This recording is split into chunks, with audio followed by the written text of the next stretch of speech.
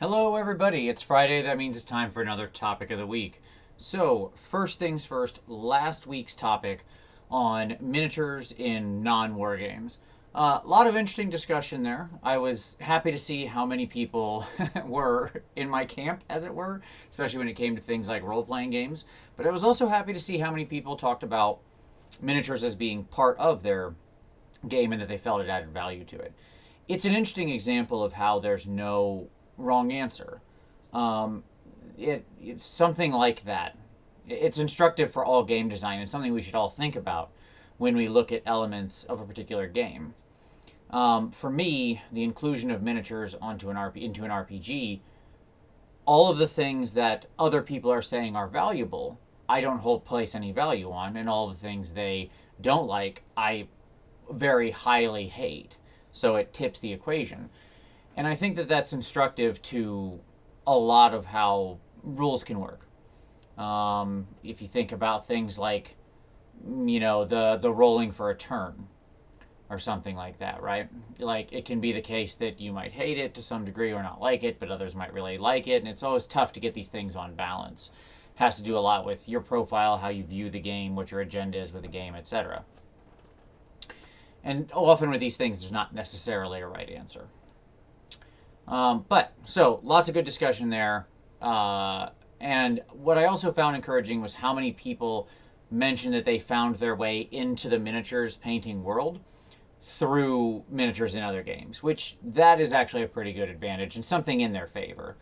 People talking about painting miniatures for a board game or for D&D or something, and then becoming interested in the broader miniature wargaming world. So that's definitely a plus. One in the plus column for miniatures in non-war games. That's for sure. This week's topic. For this week's topic, I would be remiss if I didn't mention that as I'm recording this, it was Rob's last day with Warhammer TV. Obviously, Rob has been a big part of the Warhammer community team, of Warhammer TV, of interacting with sort of the community and being a great face. He's recorded so many videos that I've absolutely loved.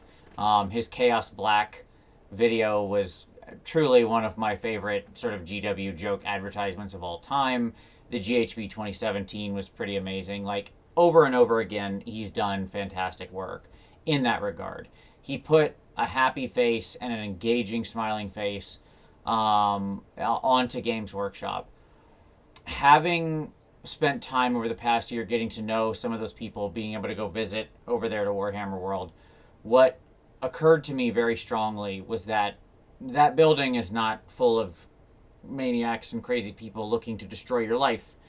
It's full of a bunch of people who really, really, really love these games and love the community, but it wasn't being properly expressed. And I think now it is to a large degree. And I think we owe Rob a great debt for that. Certainly there were other people involved. I'm not trying to discount what Eddie and other people have done, because they've also done an absolute ton. Duncan and many other people. But Rob is a great guy. He will be missed. He did say he's going to be still around the Warhammer world, so I think I'm sure we'll still see him out and about and showing up throughout all our social media feeds. So I look forward to that. So this week's topic is about the future of the community in Warhammer. And I think that we can split this into two things. One, if you've got a funny, happy memory of something Rob did during a live broadcast or something you enjoyed or a particular video of his, just drop that in the comments. Because I think it's good to remember all the things, even though he was only there for a year, it's crazy how many good things he did in that time. So feel free to drop that.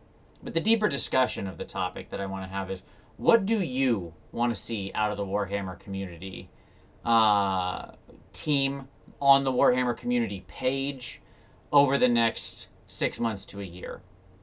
I, for one, feel there's lots of great things that they could do. I want to see more drawing together of the community, more access to sort of finding other people playing your game, playing the games. That kind of thing would be really great. Your sort of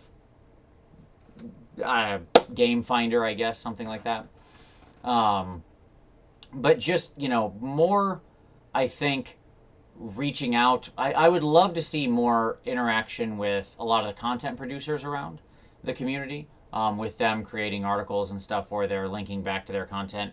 And by the way, I'm not saying that because I want to count myself among that group. You can tell, like, they could tell me to get out of here, and that's perfectly fine. I would still want this. Just because it's often hard to keep track of like all the podcasts and YouTube shows and everything, and there's so many people making great content, and I feel like I miss stuff sometimes. And the Warhammer Community page or the Warhammer Community team could be a great way to draw that universe, all these little satellites orbiting that world together. So that would be my ask. But what do you want to see out of the Warhammer community as we transition away from Rob and into a bold new future? The rest of the community team is still there. It's headed up by Andy, who's a really awesome guy who really has a passion for this. So what do you want to see them do? Over the next 6 months, 12 months, what is your ideal world? What are the initiatives you'd like to see them undertake? That kind of thing. As always, drop that down in the comments, right down there. Or, if you prefer, make a response video. And I'll link that down in the description so you can always return to this video and see all the responses. But as always, look forward to the discussion, and we'll see you next time.